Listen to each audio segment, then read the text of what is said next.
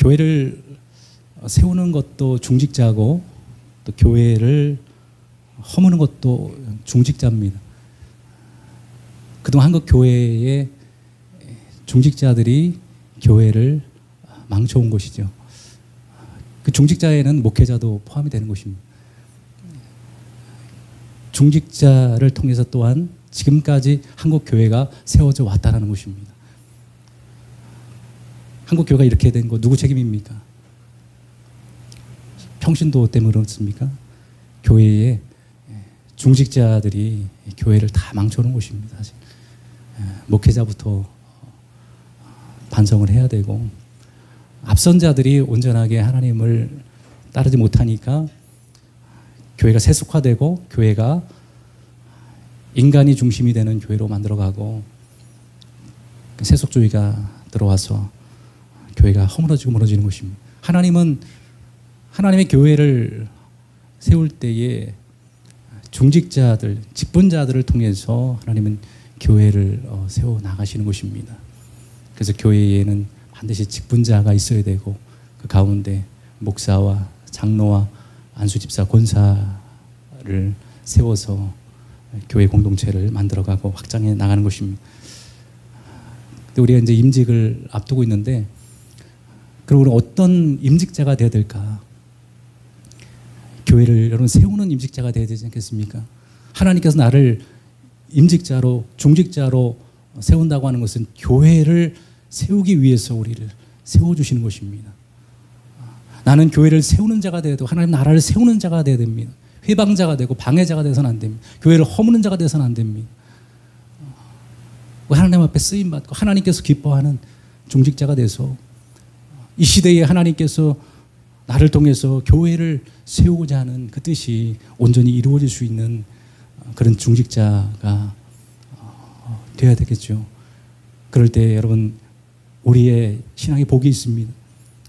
교회를 우리가 세우는 데에 쓰임받는다고 하는 것은 괜히 영광이고 축복입니다. 내가 주님의 사명을, 주어진 사명을 잘 감당할 때 정말 복이 되는 것입니다.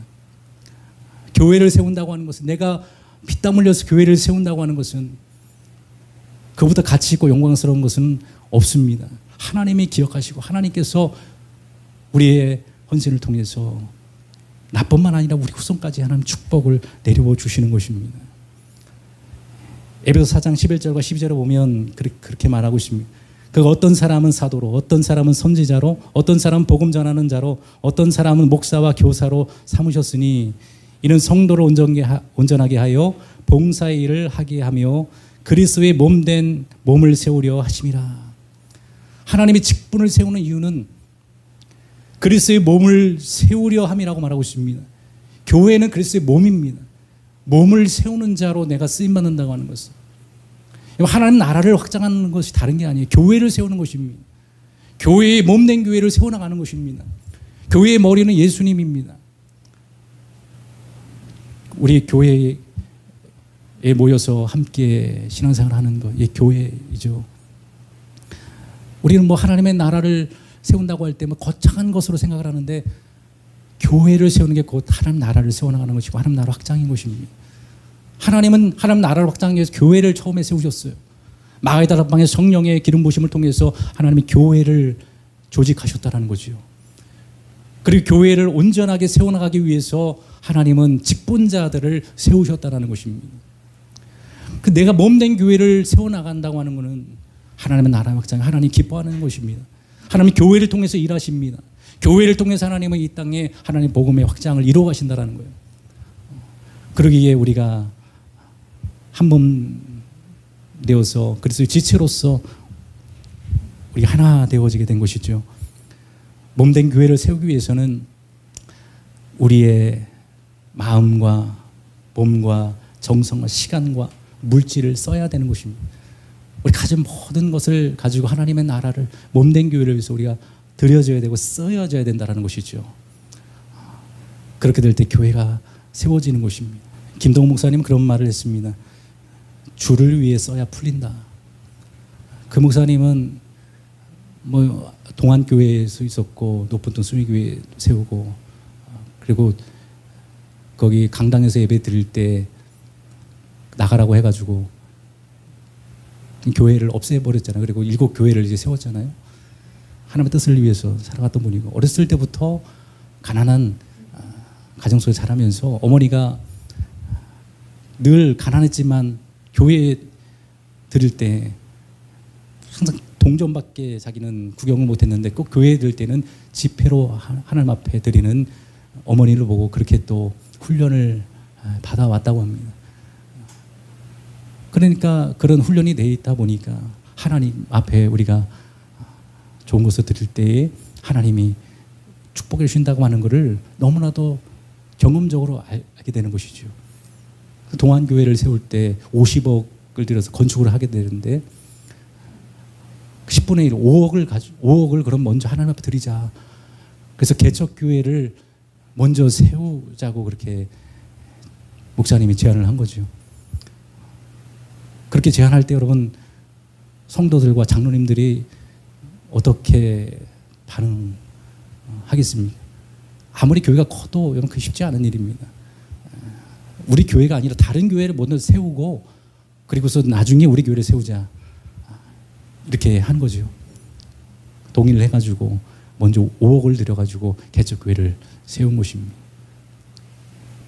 그런 뿐만 아니라 여러 가지 사회적인 사역을 할 때 우리 교회가 아니라 다른 사람들을 세우는 데 돈을 엄청나게 많이 사용을 하고 그런데 재정을 많이 쓴 거지요. 하나님께서 목회와 그의 가정과 성도들에게 복을 내려주시는 것을 경험하고 또 그렇게 간증하는 것을 제가 들었는데 그 목사님이 말하는 게 주를 위해 써야 풀린다라는 것입니다. 써야 풀린다라는 거예요. 물질을 써야 물질이 풀리고 건강을 쓰면 건강이 풀리고 또 우리의 삶을 써야 풀리는 역사, 이게 창조의 원리인 것입니다. 내가 지고 있으면 풀리지가 않는 것입니다. 우리 여러분 운동을 하면은 체력이 더 좋아지잖아요. 건강이 좋아지잖아요. 마찬가지로 은사를 우리가 써야 되는 것입니다.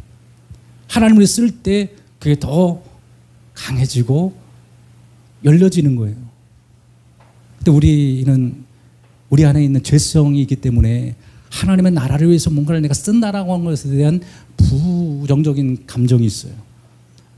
하나님 앞에 물질을 드리는 데에 대한 우리가 굉장한 거부감이 있습니다. 시간을 드린다라는 것, 또 건강을 들여서 우리의 시간을 들여서 주를 위해 쓴다고 하는 것에 대한 굉장히 부담감과 거부감이 있습니다. 이게 바로 죄성인 것입니다. 하나님의 나라를 세우는 데에 우리 안에 있는 죄성이 자꾸 거부하게 되는 거죠. 근데 우리는 하나님이 주신 것들을 가지고 주님의 나라를 위해 쓸 때 풀어지는 것입니다. 그 우리는 주님을 위해서 하나님은 건강도 또 우리의 시간도 또 물질도 사용하기를 원하는 것입니다. 쓰기를 원하는 것이죠. 그걸 통해서 교회를 세우기를 원하는 것입니다. 우리가 다 어디서부터 온 것입니까? 우리 건강도 우리 생명도 우리 물질도 하나님으로부터 온 거라는 걸 우리는 거기서부터 출발을 해야 되는 거예요. 중직자들은 우리의 모든 삶이 하나님으로부터 왔다고 하는 것을 전제해야 되는 것입니다. 물질도 내가 열심히 해서 버는 거지만 하나님께서 그 환경과 모든 것들을 여건을 열어주심으로 인해서 물질을 주셨다고 하는, 물질을 주시는 분도 하나님이요 취하시는 분도 하나님이시라는 걸 우리가 기억하며 나가야 되는 것입니다. 주님이 주신 건강, 주님이 주시는 시간, 주님이 주시는 물질을 주님을 위해 쓰는 건 당연한 것입니다. 그렇게 하나님의 나라를 위해서 사용되어지게 될 때에 하나님의 나라는 더욱더 풍성해지고, 그렇다고 해서 여러분 우리가 주님을 위해서 사용한다고 할 때 손해보게 하시는 분이 아니잖아요. 그 목사님은 그냥 그렇게 함으로 인해서 자녀들도 또 교회도 엄청난 큰 더 많은 것을 하나님 채워주시는 것을 경험하고 확신 있게 그를 전하는 것을 제가 보았습니다. 그래서 우리는 주님을 위해서 온전하게 우리 삶을 드림을 통해서 교회가 세워지는 그런 지분자들 되길 원합니다. 좋은 목회자, 좋은 장로, 좋은 집사, 권사는 어떤 사람일까? 좋은 목사는 어떤 목사입니까? 여러분들이 생각하는 좋은 목사는 어떤 목사가 좋은 목사예요? 또 좋은 장로님은 어떤 장로님이 좋은 장로님입니까? 어떤 집사님, 어떤 권사님이 좋은 분이, 어떤 목사님이 자기 장로님이 장로님인데 은퇴를 하셨다고 합니다. 물었다고 해요. 장로님 어떤 장로가 좋은 장로입니까? 라고 물었는데 대답을 못 하더라는 거예요. 한참 생각을 하는데 대답을 할 수 없는 거죠. 어떤 장로가 정말 좋은 장로일까? 어떤 목회자가 여러분 좋은 목회자입니까? 성도들을 원하는 것을 잘 이렇게 해주는 목회자입니까? 성도들 듣기 좋은 설교를 날마다 해주는 목회자입니까? 늘 복을 선포하는 목회자입니까? 목사님을 통해서 성도들이 다 복을 받고, 목사님은 좋은 소리만 하는 그런 목회자가 좋은 목회자입니까? 좋은 목회자라고 하는 것은 성도들을 괴롭히는 목사입니다. 듣기 싫은 소리를 자꾸 하는 목사가 좋은 목회자예요. 근데 성도들은 자기가 듣기 싫은 소리를 듣기 싫어합니다. 목회자로부터 좋은 소리만 듣기를 원해요. 다 칭찬만 받기를 원합니다. 복된 소리만 듣기를 원하는 것입니다. 근데 그러면 망하는 것입니다. 목회자는 성도를 볼 때 잘못된 길을 가고 있으면 잘못됐다라고 말을 할 수가 있어야 됩니다. 망하는 길로 가는데 어떻게 그냥 내버려 둡니까? 잘못된 길로 가는데 어떻게 그냥 보고만 있어요? 우리는 목회자는 바른 길로 인도하는 게 좋은 목회자입니다.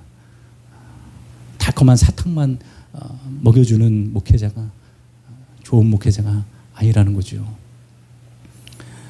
사실 중직자들은 참 힘든 직분이죠.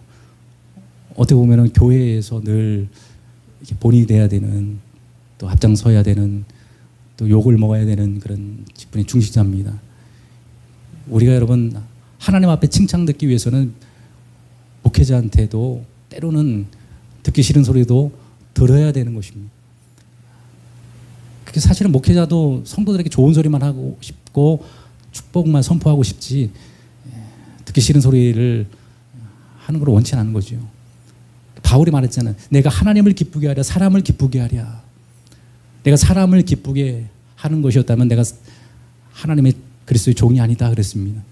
목회자는 우선적으로 그리스도의 종입니다. 그리스도의 종은 그리스도를 기쁘게 하는 것입니다. 사람을 기쁘게 하고 성도들을 기쁘게 하는 건 두 번째입니다. 하나님을 기쁘게 하는 종이 되어야 됩니다.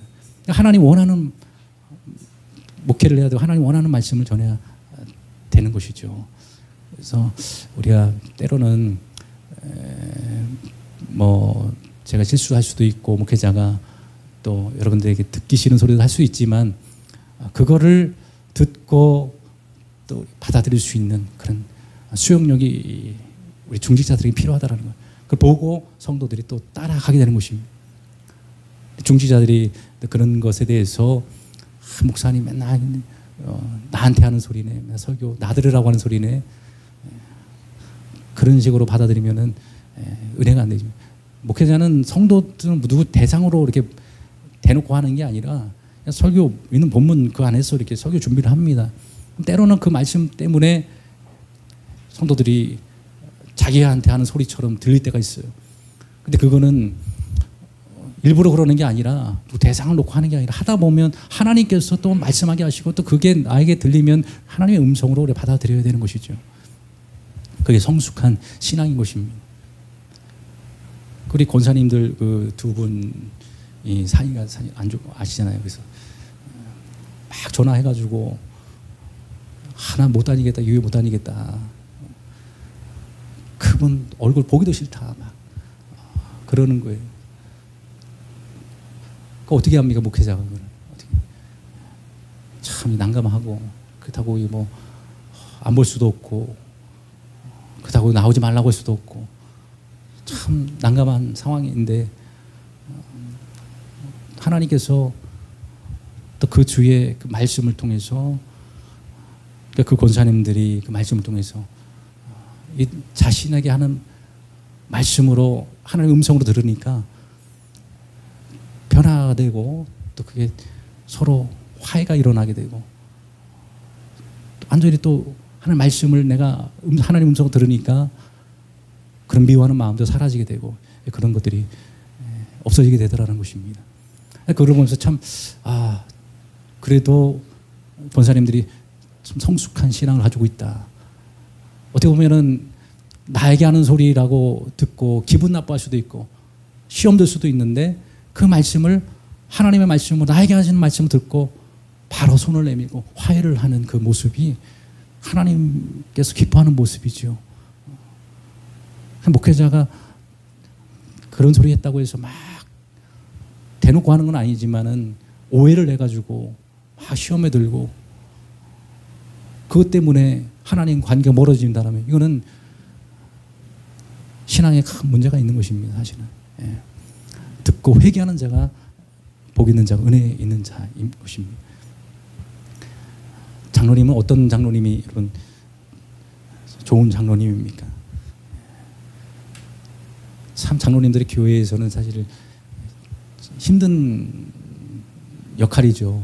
중간에서 참 여러 가지 어려운 일들을 감당하게 되는데 박조준 갈보리 교회 그 원로 목사님은 그런 말을 했습니다. 신문에 보니까 이제 이번에 그렇게 말씀을 하셨더라고요. 그분이 89세가 됐는데 하나님을 따르는 지도자는 사명감이 있어야 하며 사명감이라는 것은 내가 주인이다는 주인의식이 아니라 하나님의 뜻을 심부름한다고 하는 자세라고 말을 하면서 교회 지도자로 부르심을 받았다면 여호수아와 모세와 함께 하신 그 하나님이 나와 함께 하심을 확신해야 한다. 이렇게 그런 말을 했습니다. 원로 목사님인데 그러니까 우리는 신부름꾼이라고 하는 그런 자세를 가지고 있어야 되는 것입니다.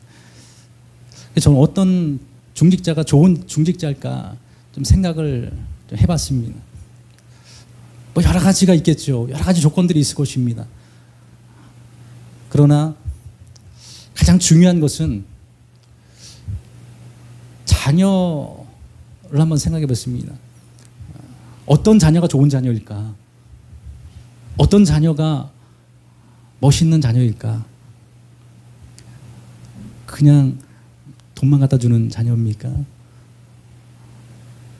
그게 아니고 부모님을 사랑하고 공경하는 자가 가장 좋은 자녀라고 생각이 됩니다.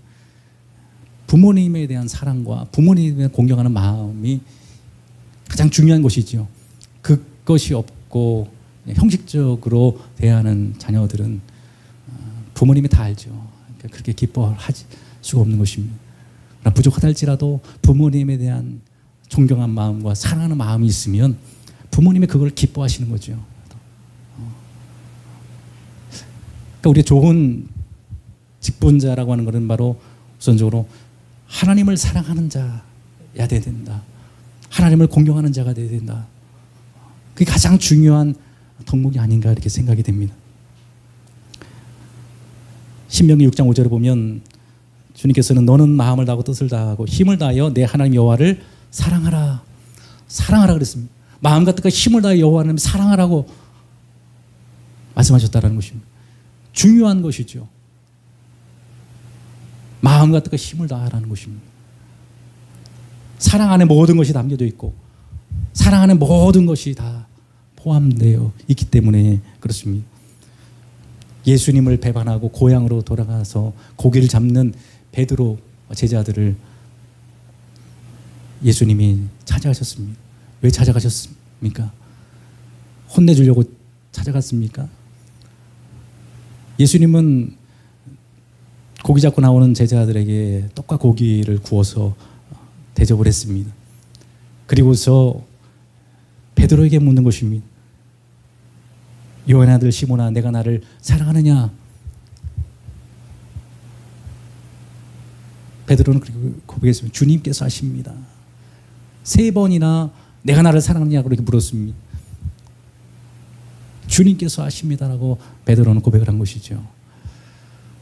내 양을 먹이라, 내 양을 치라, 내 양을 먹이라. 주님께서는 베드로에게 자신의 권위를 수여하였습니다. 양을 돌볼 수 있는, 교회를 돌볼 수 있는 권세와 능력을 베드로에게 이양을 한 거지요. 예수님은 다른 말 하지 않았습니다. 왜 나를 부인하고 떠났느냐? 왜 나를 모른 척 했느냐? 나를 저주하고 떠나갔느냐? 너는 그래서 수제자 아니냐? 라고 책망하지 않았습니다. 다른 어떤 조건을 얘기하지 않았습니다. 내가 나의 제자가 되고 또 내가 너에게 양을 맡기는데 무엇이 필요하고 무엇이 더 있어야 된다고 그렇게 말하지 않고 내가 나를 사랑하느냐라고 묻고 있는 것입니다. 베드로는 자신의 사랑을 고백한 것이죠. 실수가 있었고 부족함이 있었지만, 연약함이 있었지만 주님을 향한 사랑은 변함이 없고, 내가 주님을 사랑하는 마음은 그때나 지금이나 여전히 똑같은데, 내가 실수해서 내가 주님을 부인했기 때문에 난 더 이상 제자가 될 수 없다고 하는 죄책감과 그런 미안한 마음을 가지고서 고향으로 돌아간 거죠. 나 같은 자가 어떻게 예수님의 제자로서 더 이상 살아갈 수 있을 것인가? 나는 제자가 될 수 없다, 자격이 없다라고 그렇게 생각을 한 거죠. 그렇지 않았겠습니까? 그렇게 엄청난 실수를 해놓고 엄청난 예수님을 부인하고 저주하고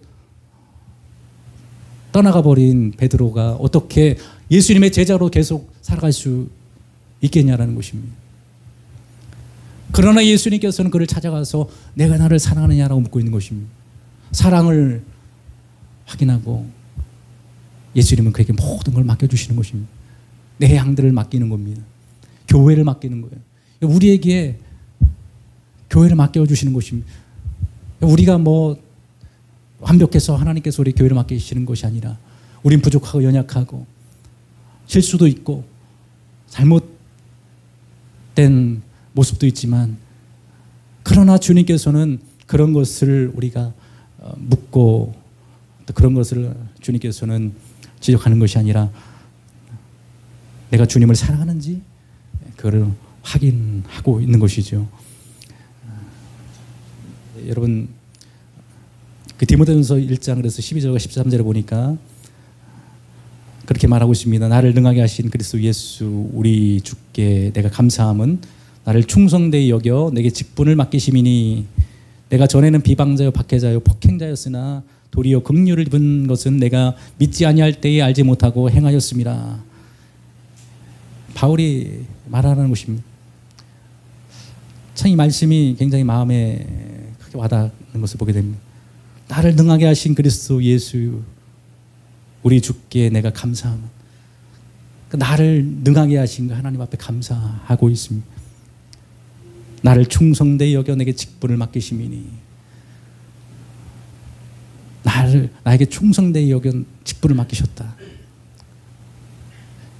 내가 전에는 비방자요 박해자요 폭행자였으나 도리어 긍휼을 입은 것은 내가 믿지 아니할 때 알지 못하고 행하였습니다. 예수님께서 바울을 사도로서 부르시고 직분을 맡기는 것은 그의 이전에 살아왔던 그 모습을 보고 세우는 것이 아니라, 그전에는 비방자요 해방자요 박해자였지만 이제는 주님의 그리스도의 충성된 일꾼으로 부르셔서 그 모든 것을 하나님의 은혜에 근거하고 있음을 말하고 있습니다. 나를 세우는 것은 하나님의 은혜에 근거를 하고 있음을 분명히 하고 있는 것이죠. 우리가 주님 앞에 직분자로 세워지는 것은 하나님의 은혜입니다. 그 마음이 있어야 된다는 것. 내가 직분자로서 사명을 감당한다고 하는 것은 하나님의 은혜로 말미암는다고 하는 그 마음을 가지고 해야 되는 것입니다. 그러면 늘 우리가 주님 안에서 겸손하게, 나는 세워질 수 없는 자지만, 나는 주님의 일을 감당할 수 없는 자지만 주님의 은혜로 말미암아, 나를 능하게 하신 그 하나님의 은혜로 말미암아 내가 세워졌다고 하는 그 마음을 가지고 늘 살게 되고 주의 일을 감당하게 되는 것입니다. 그러면 우리가 어떤 큰 일을 한다 할지라도 하나님 앞에 우리가 당당하게 또 주님 안에서 교만하게 할 수 없는 거지요. 아무리 주님의 큰 일을 감당한다 할지라도 늘 주님의 은혜로 내가 세워졌다고 하는 것을 기억하면 늘 주님 안에서 우리가 낮은 모습으로 겸손한 모습으로 우리의 사명을 감당할 수가 있게 되는 것입니다. 임직자의 그 덕목 중에 그런 덕목이 좀 필요합니다. 구약에 보면은 모세가 이제 혼자서 백성들을 막 재판을 하는 거예요. 그러니까 아침부터 저녁까지 백성들이 나오니까 재판을 막 하고 있는데 모세의 장인 이드로가 내가 하는 것이 옳지 못하다. 이 일이 내게 너무 중함이라. 내가 혼자 할 수 없으리라. 너는 백성 위에 1000부장, 100부장, 50부장, 10부장을 세워 그들이 때를 따라 백성들을 재판하게 하라고 이렇게 제안을 합니다. 그렇게 될 때 그 제안을 모세가 받아 들고서 1000부장, 100부장, 50부장, 10부장을 이제 세우게 됩니다. 분담을 하게 되는 거죠. 근데 조건이 있습니다. 1000부장, 100부장, 50부장을 세우는데 조건이 있는데 출애굽기 18장 21절과 22절에 보면 너는 또 온 백성 가운데서 능력 있는 사람들 곧 하나님을 두려워하며 진실하며 불의한 이익을 미워하는 자를 살펴서 백성 위에 세워 1000부장과 150부장과 10부장을 삼아. 그러니까 직분자를 세우는 데 있어서 그 덕목은 하나님을 두려워하는 자라고 말하고 있습니다. 하나님을 두려워하는 자는 어떤 사람입니까? 진실하며 불의한 이익을 미워하는 자라고 말하고 있습니다. 우리는 하나님을 기본적으로 두려워하는 자가 되어야 됩니다. 하나님을 두려워할 때 늘 주님 안에서 우리가 자신을 돌아보게 되는 것입니다. 하나님을 두려워하지 않으면 아나무인이 되고 목사는 자기가 하나님이 되고 성도들도 마찬가지예요. 자기가 최고가 되는 것입니다. 하나님을 두려워할 때에 우리는 그 안에서 진실하고 불의한 이익을 구하지 않는 직분자로 세워진다는 것입니다. 진실한 자라고 하는 것은 거짓이 없는 자입니다. 또 불의한 이익을 미워하는 자는 재물에 청명한 자를 말하고 있는 것입니다. 거짓이 없어야 됩니다. 직분자도 거짓이 없어야 되고 물질적으로도 우리가 이렇게 청렴해야 된다는 청렴. 그래서 저는 교회를 어쨌든 세워서 지금까지 오면서 재정적인 그 투명성에 대해서 굉장히 중요하게 생각을 하고 이 공과 사, 또 교회 재정과 그런 거를 운영하는 것에 대해서 분명한 마음을 가지고 지금까지 이제 해오고 있는데 어쨌든 교회의 재정은 투명하게 해야 되고 목회자 마음대로 사용을 해서는 안 되고 항상 교회 돈은 하나님의 나라와 그 영광과 또 교회를 위해서 사용해야 된다고 하는 분명한 의식을 가지고 지금까지 해오고 있습니다. 구약에 모세가 직분자를 세울 때 진실한 자와 불의한 이익을 미워하는 자, 재물에 청렴한 자, 거짓이 없는 자를 세웠다라고 하는 것을 여러분 기억하시면서 우리 직분자들은 거짓이 없어야 되고 또 재물에 청렴해야 된다라고 하는 게 조건이었습니다. 신약의 7 집사를 세울 때 어떤 조건을 가지고 7 집사를 세웠습니까? 사도행전 6장 3절에 보면 형제들 너희 가운데 성령과 지혜가 충만하여 칭찬받는 사람 7을 택하라. 우리가 이 일을 그들에게 맡기고 우리는 오로지 기도하는 일과 말씀 사역에 힘쓰리라 하니. 초대교회에 교회를 세울 때 집사 7명을 세웠습니다. 그 조건이 뭡니까? 성령과 지혜가 충만한 자. 다른 뭐 어떤 조건이 아니라 성령과 지혜가 충만한 자를 세웠다는 것입니다. 그게 가장 중요하다는 거예요, 교회에서. 그럼 뭐 집사만 해당되는 게 아니라 모든 자들에게 필요한 것이죠. 성령과 지혜가 충만해야 됩니다. 그리고 칭찬받는 자가 되어야 된다는 거예요. 성령과 지혜가 충만하면 성도들에게 칭찬을 받는 것입니다. 하나님에게 칭찬을 받는 자가 되는 것입니다. 초대교회 7 집사들에게서 교회에 큰 일을 감당하게 되고, 사도들은 말씀과 기도하는 일에 전념을 하고, 그 모든 나머지 일들은 7 집사를 세워서 감당케 하였다라는 것입니다. 그래서 교회는 목사 혼자 다 하는 것이 아니라, 할 수도 있지만은, 그러나 그건 하나님 원하는 게 아니고 하나님께서는 우리 각자에게 직분을 주셔서 그 사명을 감당하도록 맡기셨다라는 것입니다. 또 우리 참 교회 집사님들이 또 교회 여러 가지 일들을 참 성실하게 참 맡아주시고 감당해 주셔서 그것에 대해서 참 개인적으로 감사하게 생각을 하고 있습니다. 그렇게 서로 합력할 때 교회가 온전하게 세워지는 것입니다. 그래서 날마다 우리는 성령 충만, 지혜 충만을 사모하고 그것을 점검하고 이렇게 해 나가야 되고, 그것을 잃어버리면 우리는 진짜 아까도 말한 것처럼 꼰대가 될 수밖에 없습니다. 교회에 꼰대가 돼서 계속해서 우리가 중직자들은 막 사람들 지적하고 판단하고 이런 일만 계속 하게 된다라는 것입니다.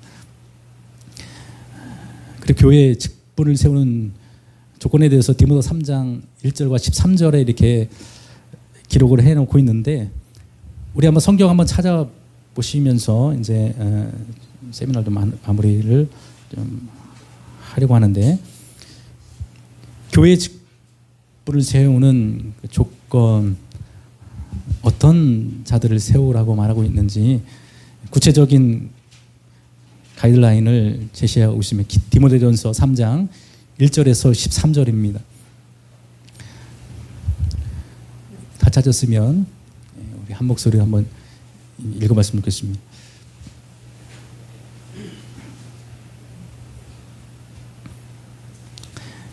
제가 1절, 여러분들이 한번 2절 읽도록 하겠습니다.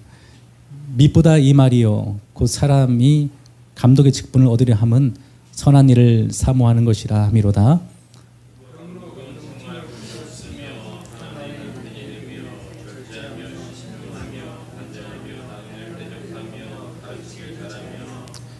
술을 즐기지 아니하며 구타하지 아니하며 오직 관용하며 다투지 아니하며 돈을 사랑하지 아니하며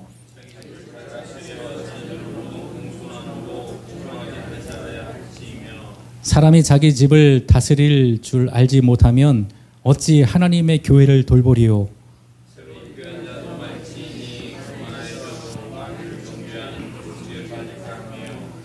또한 외인에게서도 선한 증거를 얻은 자라야 할지니 비방과 마귀의 올무에 빠질까 염려함이라.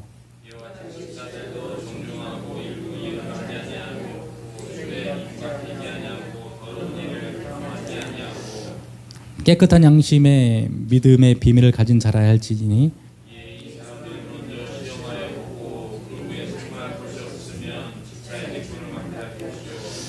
여자들도 이와 같이 정숙하고 모함하지 아니하며 절제하며 모든 일에 충성된 자라야 할지니라.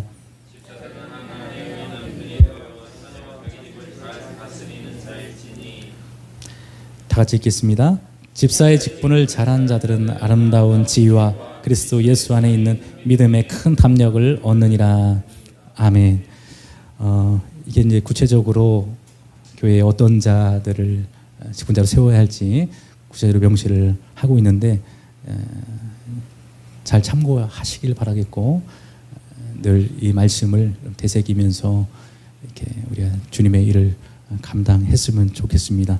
저도 그렇고 여러분들도 그렇고 하나님의 종입니다. 다 저나 여러분들의 종으로 부름을 받은 거거든요. 그러니까 그 하나님께서 나를 특별히 교회를 세우는 데에 종으로 부르셨다고 하는 소명의식을 가지고 교회를 함께 건강하게 아름답게 주님이 기뻐하는 영광스러운 교회로 만들어가는 데에 저와 여러분들이 하나 돼서 이렇게 했으면 좋겠고, 어쨌든 신앙생활을 기쁘고 즐겁게 하는 게 참 중요하다고 생각을 하고, 그러기 위해서는 서로 간에 이런 좀 존중하고 배려하는, 희생하는 그런 부분들이 좀 있어야 될 거라고 생각이 되고, 또 교회 일에 여러분들이 또 중직자들은 적극적으로 좀 동참해 주시고 따라 주시고 할 때 교회가 더 이렇게 은혜롭고 기쁨이 있고 즐거움이 있다라고 생각이 되어집니다. 그래서 하여튼 저도 많이 좀 내려놓고 저도 여러분들의 그런 다양한 목소리와 의견들을 수용하고 하나님의 뜻이 무엇이, 하나님 정말 기뻐하는 뜻이 무엇인지를 잘 이렇게 헤아려서 수용하는 그런 저도 목회자가 되려고 좀 노력을 할 테니까 여러분들도 부족하지만은 좀 도와주시고 또 이렇게 협력해 주셔서 아름다운 교회로 또 즐거운 교회로 만들어 갔으면 좋겠습니다. 기도하겠습니다. 아버지 하나님 감사합니다. 오늘 이렇게 임직자 세미나로 함께 나누었습니다. 하나님께서 왜 우리 임직자를 세우시는지, 왜 하나님께서는 임직자를 통해서 교회를 또 하나님 나라를 세워가기를 원하시는지 다시 한번 마음속 깊이 우리가 생각하게 하시고, 이 시대에 또 교회가 허물어지고 교회가 불신을 받는 시대 가운데 우리 직분자들을 통해서 하나님 앞에 칭찬받는, 또 세상에서도 또 사람들에게 칭찬받는 그런 하나님 교회로 온전히 세워가기를 원합니다. 좋은 목회자, 좋은 장로, 좋은 집사, 권사가 다 될 수 있도록 함께하여 주옵시고, 무엇이 좋은 것인지를 주님의 편에서 말씀의 근거에서 우리가 온전히 세워질 수 있도록 하나님 함께하시고, 우리 임직받는 우리 중직자들에게 하나님의 은혜와 권능으로 또 지혜와 능력으로 성령 충만함으로 날마다 채워주셔서 하나님의 나라를 온전히 세우는 데에 귀하게 아버지 사용되는 우리 모든 중직자들 될 수 있도록 도와주셔서 하나님의 아름다움을 영광 드러내고, 하나님 또한 교회를 위해서 헌신한 그 모든 헌신을 통해 하나님 그의 가정과 또한 일터들과 자녀들과 그 모든 것들을 하나님께서 돌봐주 책임져 주셔서 대대로 아버지 하나님 축복이 이어지는 그런 모든 우리 임직자들 다 될 수 있도록 하나님 은혜를 내려 주시옵소서. 감사하며 예수님의 이름으로 기도하옵나이다. 아멘.